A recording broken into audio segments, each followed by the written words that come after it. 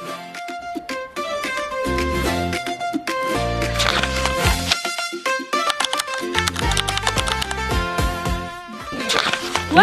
to Chanmen Street!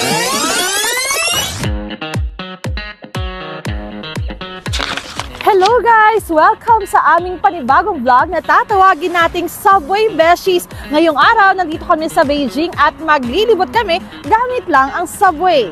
Yes guys, and for our first stop, pupuntahan namin ang isa sa pinakasikat at historic place dito sa Beijing, ang Chanmen Street. Naku, tama nga yan, Beshi. Balita ko talagang nga marami tayong pwedeng magawa doon. Food trip, shopping, culture, history, all in one na.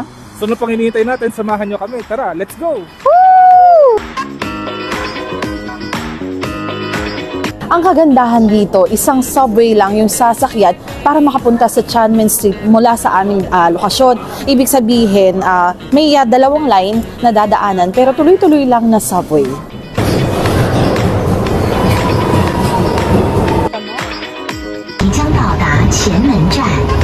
We're now arriving at Qianmen.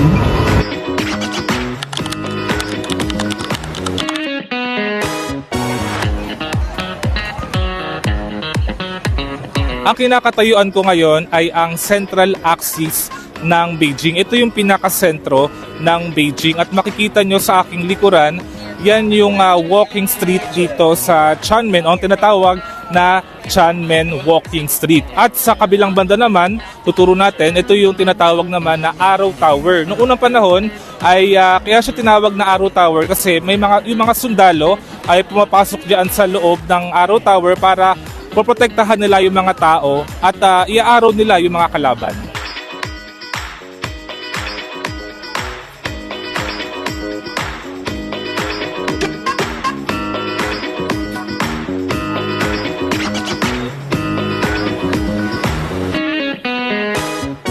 Dito sa street na to, punong-puno ng mga iba't ibang pagkain. Nakikita namin ang daming mga nakapila. So, maiengganyo ka talagang bumili.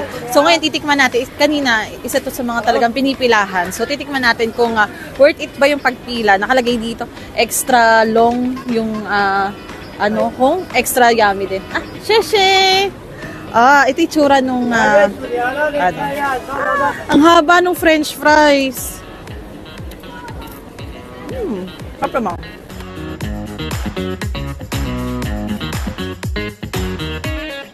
Ni hao, 多少钱? This one. 1 RMB. 20. So, 20 RMB for 1 stick. Okay? Tikman natin.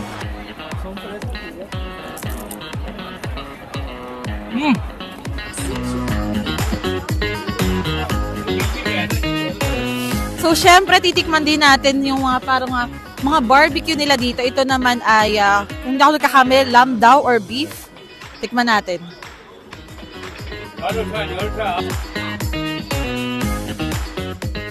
Ngayon, pasok naman tayo sa bilihan ng mga pasalubong. So, ito, makikita nyo, pwede mo siyang tingi-tingi bilhin, tapos 15 RMB per kilo, kung doon nagkakamali, or 500 grams. At para maengganyo kayong bumili, meron sila mga free taste dito. So, tikman natin. Kalasa din siya ng mga dried mango natin sa Pilipinas.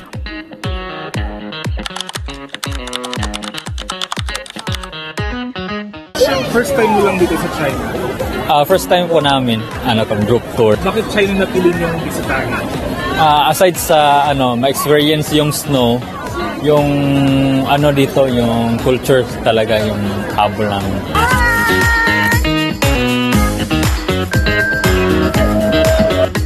So, syempre, bilang journalist, susubukan din namin isang parang photo booth dito kung saan parang lalabas kami sa isang dyaryo.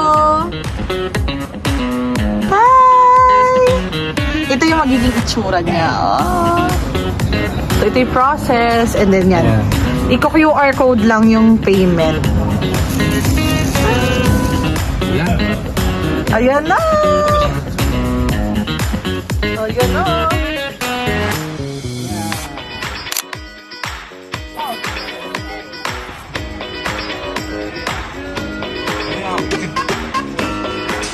So, ito na. After a long day, kainan time. Napili ko wonton noodles. Ikaw? Ako naman, para siyang wonton na may sesame paste. Masarap naman.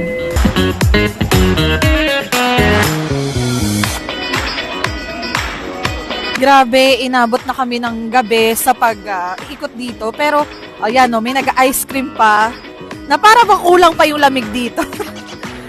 So, yun, sobrang worth it naman yung paglilibot dito.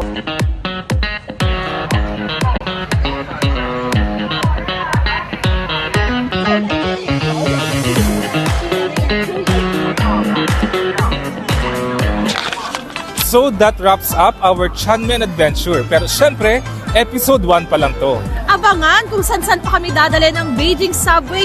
This is just the beginning. Tandaan, ang buhay ay parang subway. Kaya ride, explore, and enjoy. Kita-kits ulit sa next stop ng Subway Besties! Woo!